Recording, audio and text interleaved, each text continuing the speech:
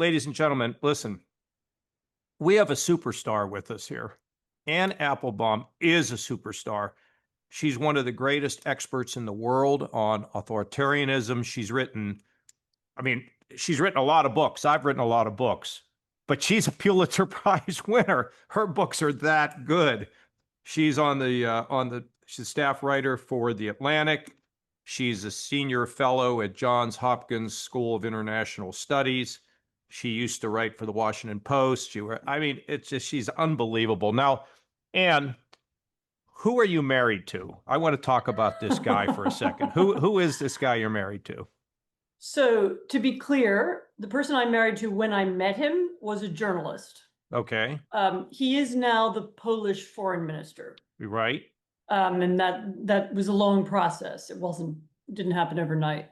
But he is the Polish foreign minister, and I think technically now the deputy prime minister, and he is a part of the current Polish government, and he's been in and out of politics for a long time, but he's also a writer as well. And actually, because of him, I split my life. Actually, I'm in the US half the time, and I live in Poland half the time.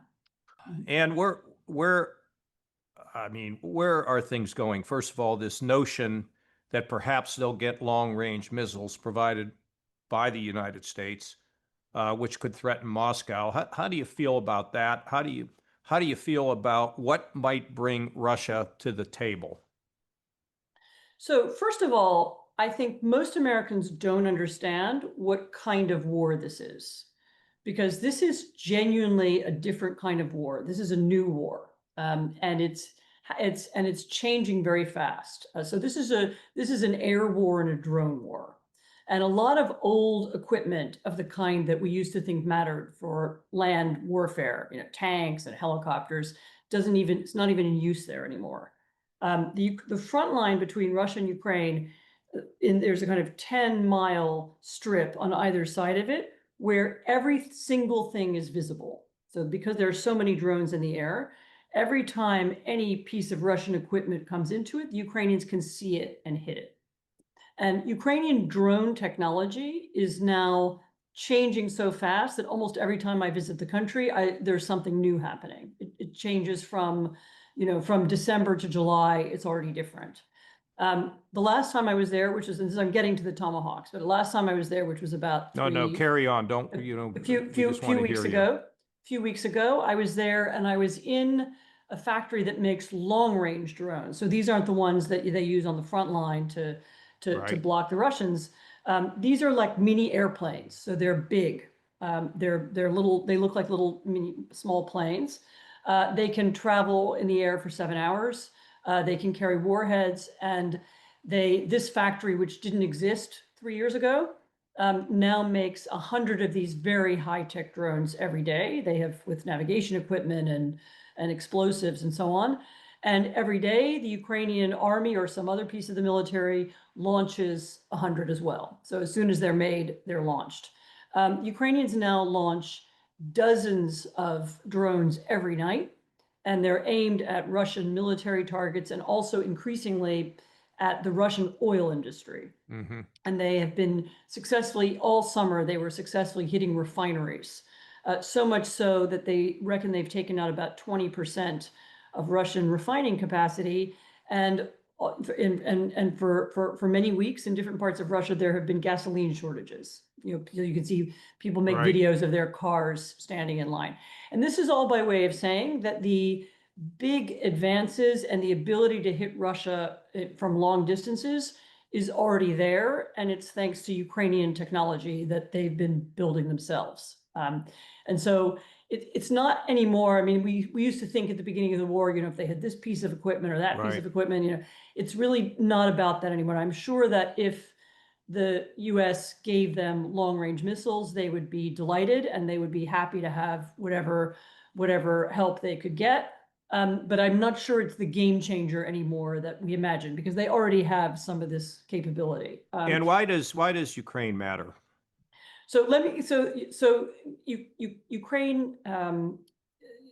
Ukraine matters because the Russian invasion of Ukraine was designed to show to the world that the post-war order or the post-war the world of post-war geopolitics, the world that the United States built essentially after the Second World War, and then again after 1989, after the fall of communism, doesn't exist anymore. So the Russians wanted to show, we don't care about borders, we don't care about human rights, we don't care about your laws on war, your Geneva Conventions.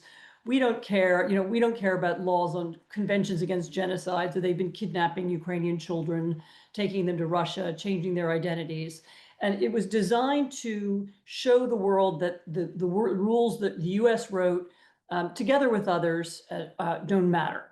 And to show the world that US protection and US allies aren't important. It was also designed to rebuild the Russian Empire. So Putin, the president of Russia, has in his head this imperial idea, he'll rebuild some kind of Russia that existed in the past. And of course, if he takes Ukraine, then there are other parts of Europe that were also once part of the Russian Empire, including Poland. And he said a couple of times that anywhere where there ever was a Russian soldier can be Russia again. And that includes Poland, it includes Germany. Actually, he was a KGB official in East Germany during the communist era. It includes the Baltic states. It includes Slovakia, where you were. It includes even a little bit of Austria. So he's very, very ambitious. So his desire is to rewrite the map of the world, to push the United States out of Europe, to end the European alliances, both the European Union as well as NATO, and replace them with a different kind of might makes might regime. And it's been very important for, to maintain the prosperous Europe that is the most important trading partner of the United States and a huge source of America's economic wealth and influence. To maintain that, the war in Ukraine has to be ended. And the reason why it's important that the Ukrainians can continue to hit Russia is that at the moment, the Russians have not decided to end the war. They have not agreed to a ceasefire. They have not given up their big idea, which is the conquest of Ukraine and the reconstruction of their empire. And they have never said they recognize Ukrainian sovereignty, and they have never even recognized the legitimacy of President Zelensky. So the only way to end the war is to persuade the Russians, either the president or the people around him or the Russian people, that it isn't worth fighting. And that's why these long-range weapons are so important. And, there are rumors out there, because you mentioned the idea of the gasoline lines hitting the oil facilities, that perhaps the people in Russia are beginning to feel this. And the higher ups inside of Russia, there are reports that they're getting frustrated, that they don't see where there's victory. Is there a potential here that Putin is at risk in terms of staying in power, with both people abroad who were leaders in Russia beginning to get their voices, and the top oligarchs in Russia saying, hey, this isn't working out, and it doesn't appear as though the Ukrainians are giving in? What do you get a sense of that? So I know about two things. First of all, I know that the Russian opposition outside of Russia has ways of measuring sentiment on the Russian internet. And you can't really do polling in Russia, but they have a sense of public mood, and they have a clear sense that the support for the war has disappeared. And people, actually, I think that people were hoping that the negotiations between Putin and Trump would bring an end to the war. People are clearly tired of the war. And the second thing that we know is that there is a spate of these people falling out of windows again in Moscow. And business leaders and one intelligence chief have mysteriously committed suicide. And this of course means that somebody, they're expressing some kind of internal dissent, and somebody has decided to get rid of them. I mean, you can also see the Russian state ramping up its paranoia, both internally and externally. They're going after the Russian opposition abroad. They're using poison and kidnapping, or trying to do that. You can see a paranoia emerging around Putin about possible opponents, and that can only be because the feeling that this war isn't going well is finally sinking in. Very interesting. Now let's talk about the Europeans. And how do you grade them now in terms of their, first of all, willingness to support Ukraine?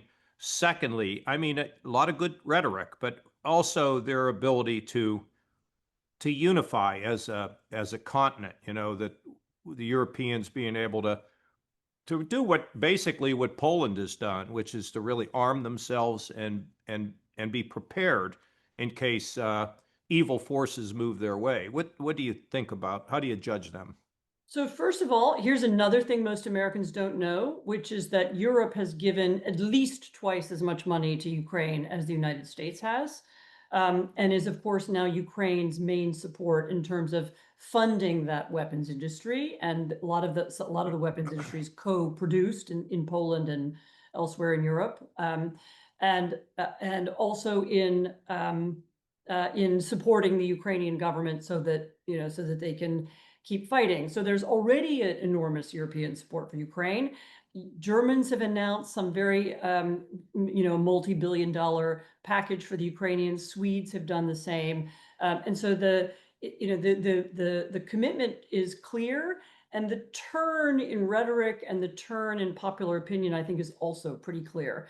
I mean, I should say that if you look at Scandinavia, the Baltic states, the UK, Germany, and Poland, you have a pretty solid group. I mean, that group of countries who either border on Russia or have felt a lot of pressure from Russia are all very clear about the need to fight back. I should add France to that as well, and also the Netherlands, who are very engaged in NATO and were recently involved in shooting down Russian drones in Poland. So it's kind of northern, eastern Baltic Europe is absolutely committed. I mean, there's less.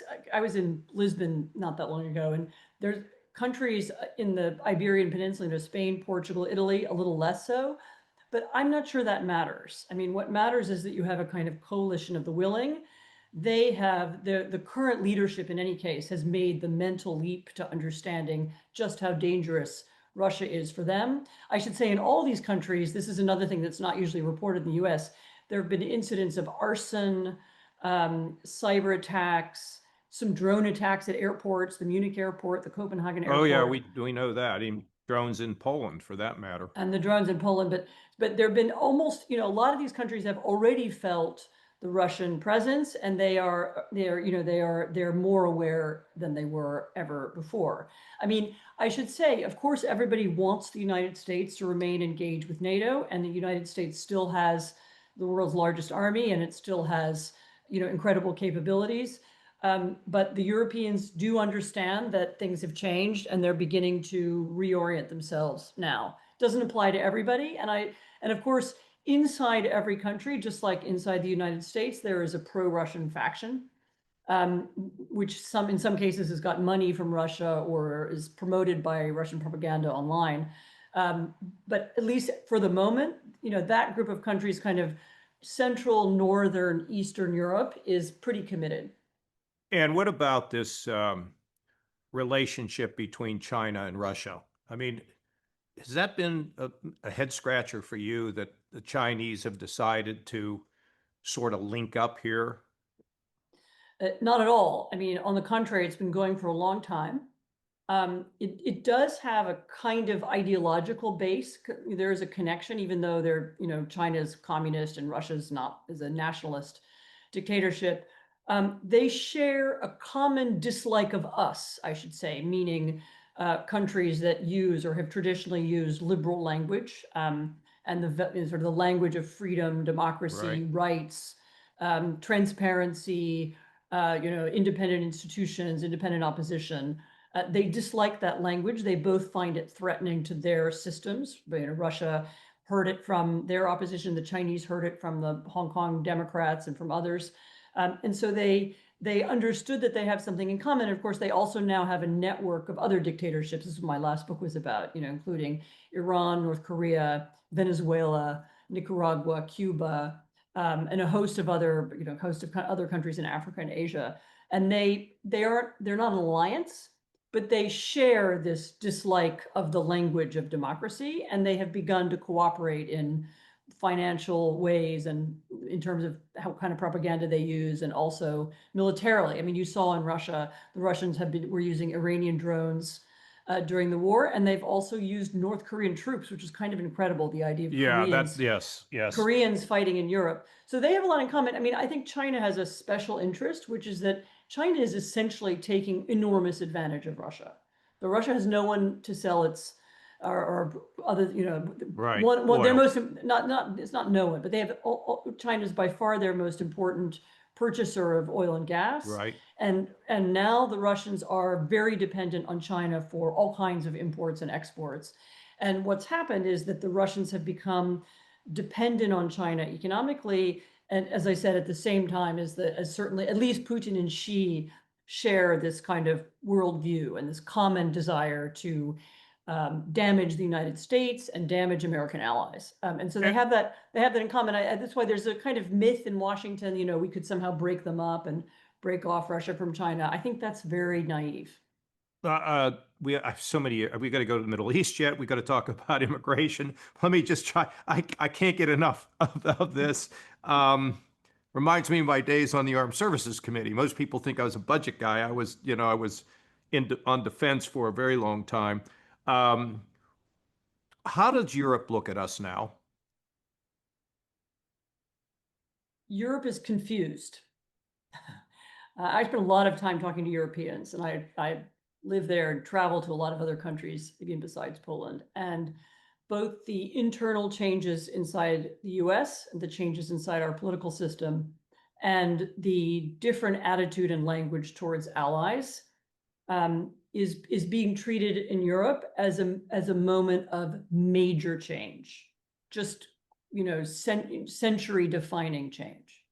So the Europeans understand the current administration as bringing about the end of an era, the era when Europe and the United States developed in a kind of co-equal way, in which they shared all common goals and common language, in which they had essentially an open trading zone between the two continents. They understand that era to be over. I mean, maybe they're wrong, and maybe there will be a second chapter some other time.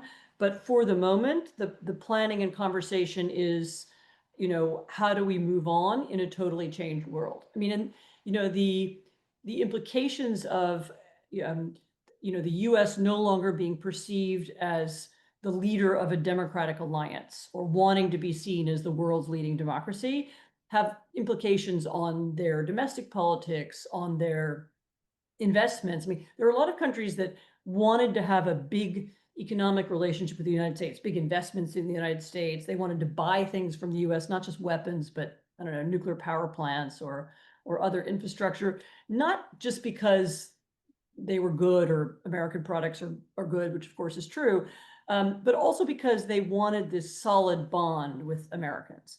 And now people are asking, if we buy American planes, what if the United States switches off the software? What if we make a big investment in the United States and we begin to have some kind of political problem, between our prime minister and the president? Will that affect our investment? And so suddenly there's this big political question mark on a lot of things that no one thought twice about, even a few years ago. So it is there's a feeling in Europe that we're at a moment of major change, and I can't really hide that. And I'm that's what they say it out loud. So it's not as if it's a No, you have it's a to, secret. and you see it and you have to say it. So, a lot of people in the United States say, well, we've carried them for so long and, they ought to do more themselves and they ought to go their own way. And what difference does it make? To somebody who lives in Peoria, okay, why does the fraying of the Western Alliance matter? Does it matter to somebody who lives in Peoria or Philadelphia, whatever? Why would it matter?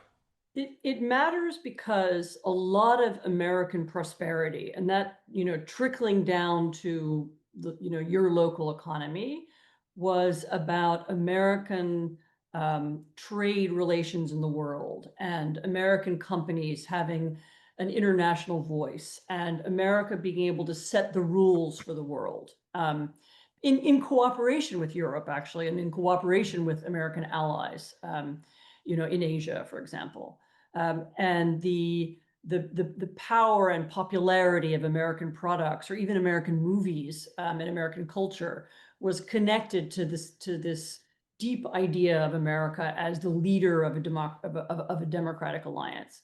And if that ends, our power will shrink, our economy will shrink, our ability to influence the world and to persuade other countries to help us when we need help in some project, or to work with us on fixing some problem, will be less. It isn't something that maybe you'll see overnight from one day to the next, or from one political cycle to the next, but the long-term fraying of that alliance will be eventually felt by everybody. I mean, think about it like this. After the Second World War, the US was the biggest and most important power in the world, and and there was really no competitor. That's not true anymore. Not because we're weaker, but because other countries have grown back, have risen. China's, rose back. Others have. India is a major world economy now, having once been very poor. And U.S. influence and U.S. ability to make decisions and set rules has been based for a long time on our ability to attract allies. We didn't have an empire in the sense that we needed to invade and crush other countries and destroy them the way Russia's trying to destroy Ukraine, or at least not most of the time in our history. But we had instead we had these alliances. So we had countries that were willing to cooperate with us, trade with us, work on, as I said, solve problems with us, because they felt they shared something with us.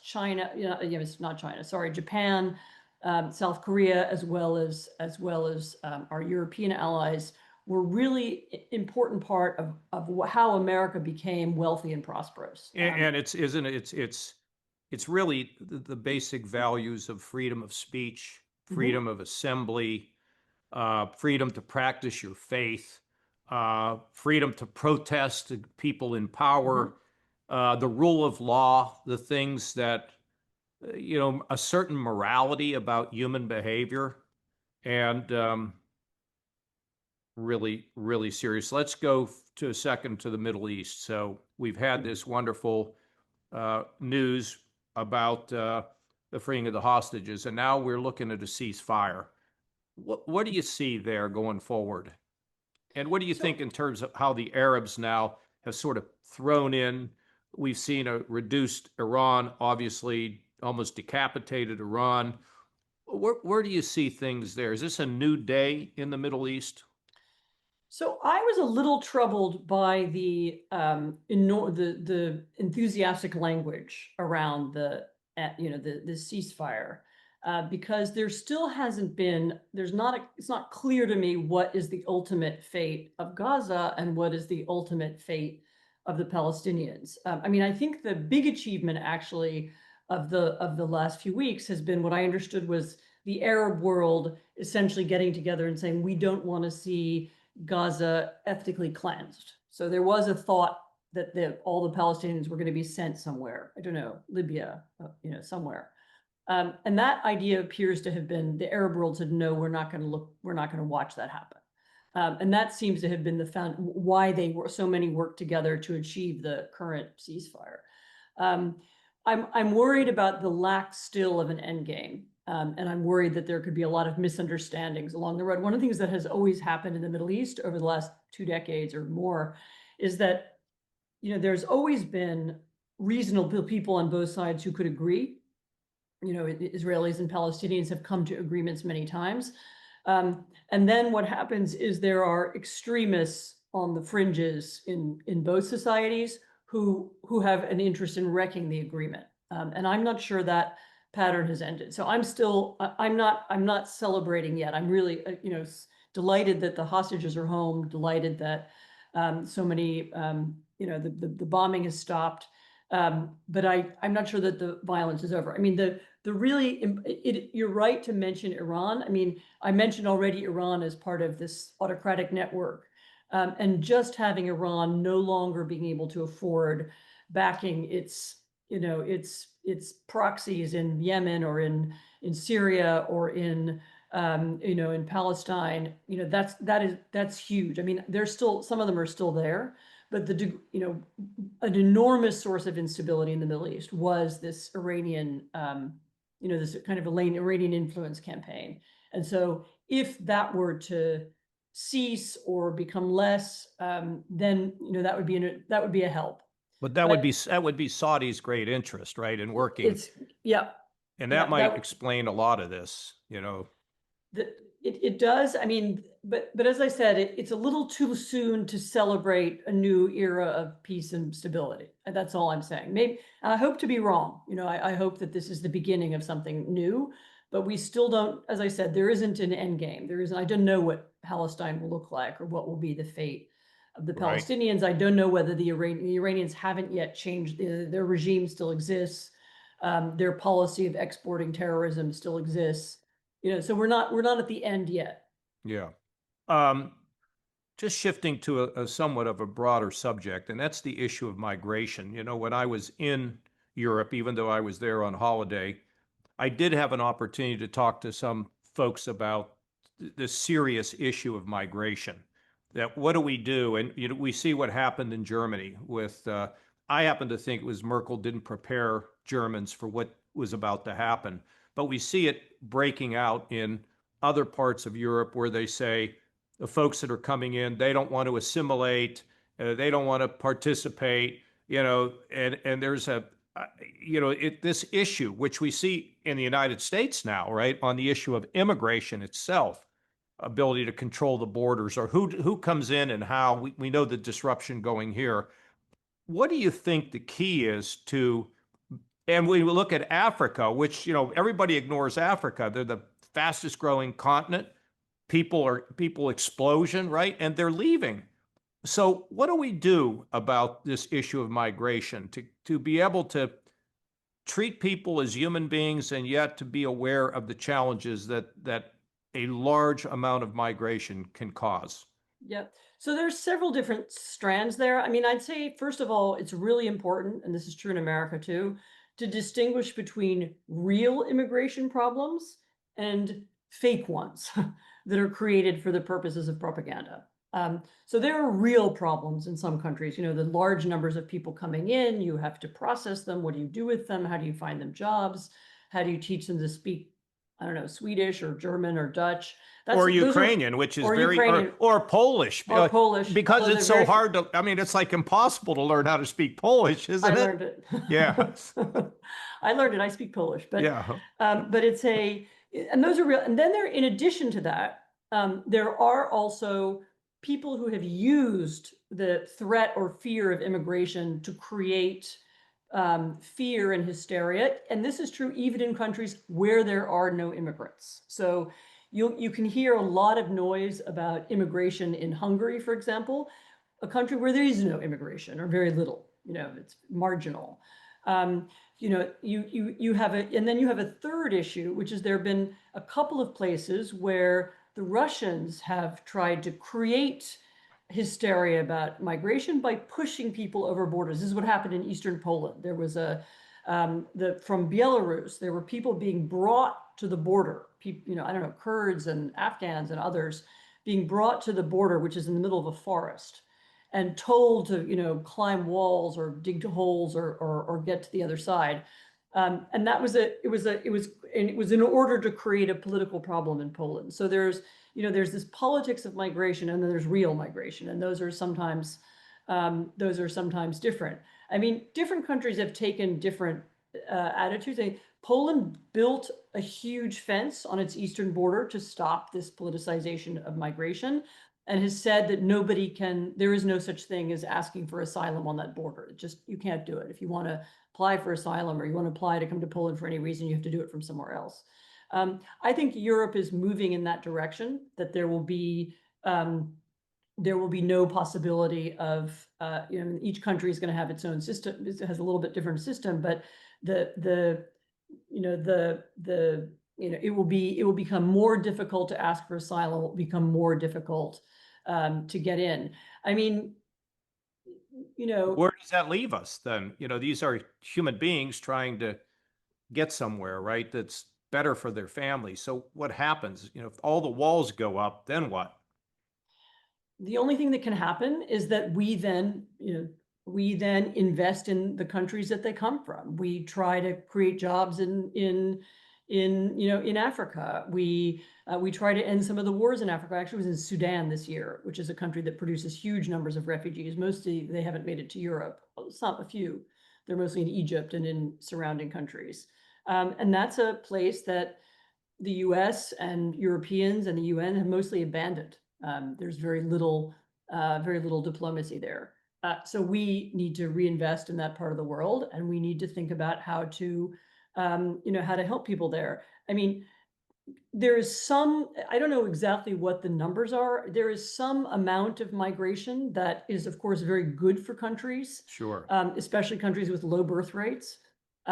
It's also, it's mostly not true. I don't know what the numbers are, and this probably also depends from country to country, that people don't assimilate. I mean, there are plenty of assimilated, there are plenty of people who do assimilate and who get jobs and who become, the Pakistanis in the UK you see them all through, the highest levels of the business community and in politics, and one of them was a prime minister. Some of them do assimilate, and finding ways to help people who come do that is going to be important too. But I mean, a lot of these questions come back to rhetoric. It's really important how you talk about these things. I mean, you can talk about, we need slower levels of immigration because it's easier to absorb people. We need a sensible way of dealing with with politicized immigration, for example. You can do all of that without being racist, without attacking people, without dehumanizing them, without creating an image of them as the enemy, without talking about them as invading, without creating conspiracy theories about George Soros or some Jewish cabal who's forcing them into, I mean, you can have a normal conversation about immigration that's not, that's not ugly and offensive and divisive. And that, I know there are a lot of European leaders trying to do that now, but in the current atmosphere, given how, the way our social media works, of course, it's very difficult. So when you look at the rise of nationalism, do you think we have a rise, right, a raising now of nationalism? Where does that lead? I mean, you certainly have a rise of a kind of nationalist populism, which is combined with distrust mostly. And it's distrust in It's a negative populism It's as a opposed negative to a populism. positive populism. Yes, it's a negative populism, and it's being deliberately created by people who want to exploit it to gain political power. I mean, that's what I would say. It's very interesting. One just little tiny issue in Poland. I was talking about Poland and Ukraine at the beginning of our conversation. There was in the latter part of the Second World War, there was a very ugly conflict between Poles and Ukrainians in what is now Western Ukraine and was then Eastern Poland, and there was a murder of a lot of Poles. Okay, it's called the Wołyń massacre. This was not something 20 years ago in Poland that people dwelled on much or talked about. There were other, they talked about the Holocaust, they talked about the Katyn massacre, which is Polish officers killed by the Russians. Right. They talked about the war and so on, but this wasn't in recent years, there is a faction inside Polish politics that has worked very hard to make this issue real. In other words, to bring it back and put it at the center of the argument and to talk about it and build monuments and protests and so on. And this is, of course, something that happened 80 years ago. So there are groups who are systematically seeking to recreate old enmities and to build, use old nationalist language, as I said, as a way of attacking the existing political system. I mean, this is all very, some of this is, of course, authentic. It's always been there. All countries have it.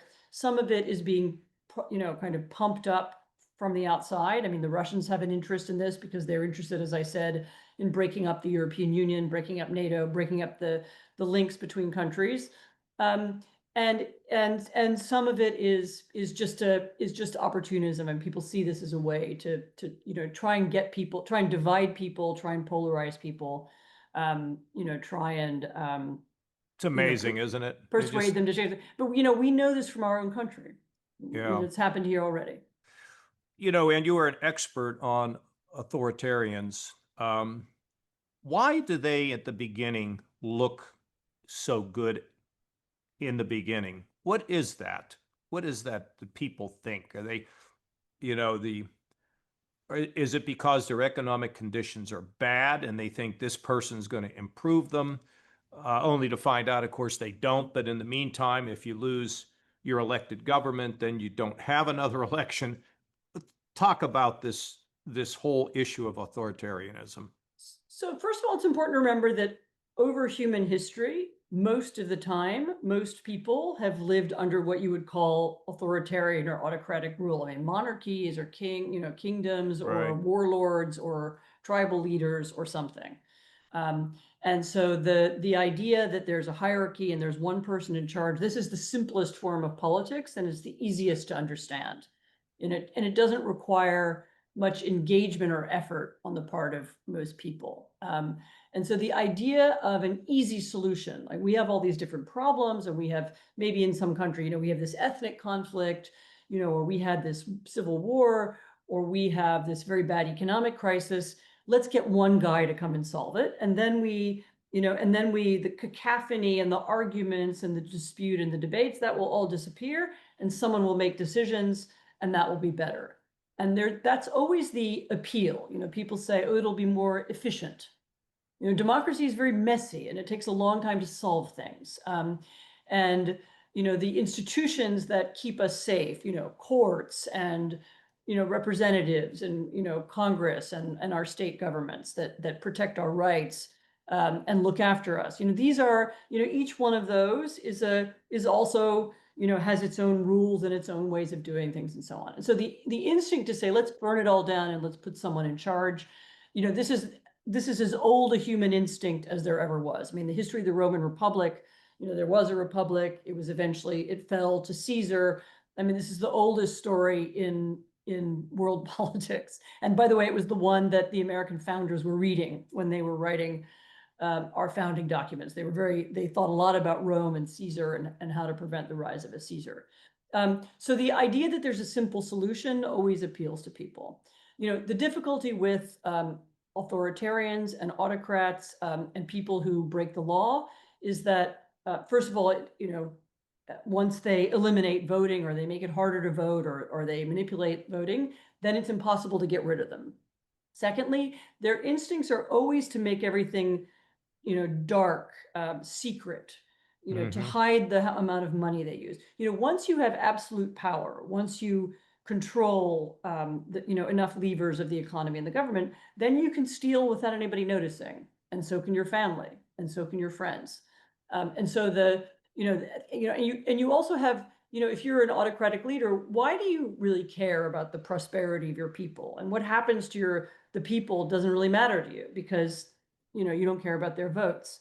That's what's happened in Russia, right? So Putin doesn't care how many Russians die in Ukraine. He's his own interests. He's interested in his plan to wreck Europe. He's interested in the glory of empire, his own legacy. I don't know, but they lose interest in ordinary people. So the ordinary people, meaning us, we lose our ability to influence our leaders, and our leaders lose interest in us. And that is inevitably the result. I mean, sometimes there are benign dictators who are okay for a while, but then they die and they're replaced by their corrupt children, or there are ones who have periods of being all right, and then it turns out they've been stealing. I mean, so it's not a political system that is stable, even though it looks stable from the outside. Well, I'm going to wrap up here because you've been so generous with your time. I hope that we can do something like this again because you're amazing. When I look at Václav Havel, William Wilberforce, who gave his life fighting the slave trade, when I look at Sharansky, who sat in that Soviet gulag, and I remember when they said, just confess a little bit. After all, Galileo did, and he said, Well, I'm never going to let anybody use me against somebody else like you're using Galileo against me. I always thought that, I don't know if you've ever read that book. I think it's called Fear No Evil that he wrote. But so I was reading the book about Navalny. I Mhm. guess it was, I don't remember if it was his autobiography, however it He was. published recently an Yeah. autobiography. So I'm reading this book and looking at all these things he's going through. And I get to the very end of the book, and I was stunned because what he wrote was everybody wondered what I was doing this. He said, because I happen to believe in Jesus. I'm a Christian, and I happen to believe that I have to do things now that will, not that they'll benefit me, but that will be reflected somewhere in the future. I almost fell off my chair because the whole book didn't mention anything like that. And then it was like wham, right? First of all, what do you think about him? Secondly, that whole idea of the Judeo-Christian ethic. And let's not leave our friends out in the Muslim community. Mhm. Isn't this what we need a rebirth of across the world, where we care about one another, where we are talk about those two things. First of all, Navalny. I don't know if you've ever met him. Was that So I did meet Navalny once, and I know very well people around him who I've known for a long time. And I do think he was a kind of genius. He made some mistakes, and he went through a long evolution, and that doesn't matter. But I do think he was somebody who understood that the goal was to reach ordinary Russians and to find a way to change them. And he also understood that it was through fighting corruption, by explaining to Russians they are rich because you are poor, by making the link between this huge theft that goes on every day in Russia and the difficult lives of ordinary people, that was the way to galvanize people and move them. And so I think he was extremely talented. He would make these videos. They were almost like Hollywood productions. They were kind of little mini documentaries, and they would have 40 million, 50 million, 100 million views. He was very, very good at communicating. And I think he was murdered for that. I mean, he was murdered because he was too good and he was too successful. Um, I did know that he was religious, and that kind of motivation, the motivation to make the world more just and to make yeah. it better. This is the kind of motivation I've encountered in so many parts of the world, and also, as you say, even from people who aren't Christian. Oh yeah, From of course. my friends in the Iranian opposition. But they respond to a higher power. They They're respond to a answerable. higher power and a deep sense of humanity. That in the end of the day, what will make us all live better is a system with laws, a system with rights, a system in which people have ordinary respect. And of course, this is a very Christian idea that every human being has value and has worth. And Jewish as well. And Jewish as well. And frankly, Islam, the same thing. The belief that we all have rights and we all, these are beliefs that come from the great universal religions. Yeah, Right. I think that's correct. And very often, I wrote a book about the Soviet concentration camps, and very often you found that people in the camps were able to survive because they either had a religious or something like a religious instinct, right? So some sense of responsibility to a larger number of people. It's not about wanting to help my group or my little, my clique or my political party. It's about wanting to make things better for the nation, for everybody. And I think the people who have that sense are the people who build the most powerful and the most fair societies. Is Navalny's wife safe? I think so. I saw her not that long ago. Actually, she has a little publishing company which is publishing the Russian edition of my recent book. So I was I was in Really? touch with her because of that. Yeah. I think she's okay. She's pretty well protected. Last question, Ann. Where are we going? Are you optimistic about the future? So I just said this at an event yesterday, and I'll probably keep saying it. So I feel that it is irresponsible to be pessimistic. that how can, how can I live in the world's freest and most open society. I am surrounded by, fantastic institutions. I'm the beneficiary of an amazing education You and a can lot of even love. get pierogies when you're in when you're in Poland.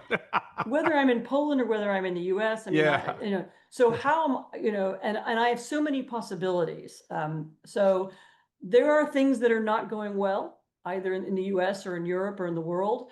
But it is my obligation as someone who is lucky enough to live in this prosperous part of the world. It is my obligation to continue to think about the future and to continue to be optimistic. And I would say that to anyone who's listening, you don't really have a choice about this. I mean, we all feel down sometimes, or we feel discouraged, and politics lately has been very ugly. But that doesn't mean you quit or give up. I mean, that's what the dictators want you to do. They Yeah. want you to be apathetic and cynical and nihilistic. They want you to stay home. They want you to stay out of politics. And I believe in doing the opposite, and so therefore I have to say I'm an optimist.